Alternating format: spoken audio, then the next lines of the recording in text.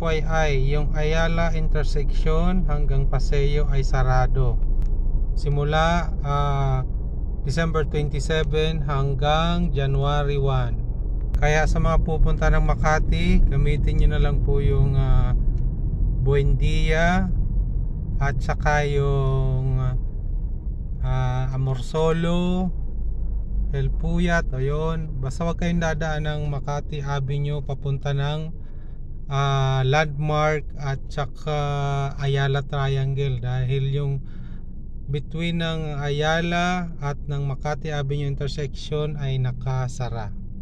Or kaya mag-Waze po kayo para makita nyo doon sa Waze kung saan yung nakasarang lugar sa Makati. So yun guys, good morning sa lahat.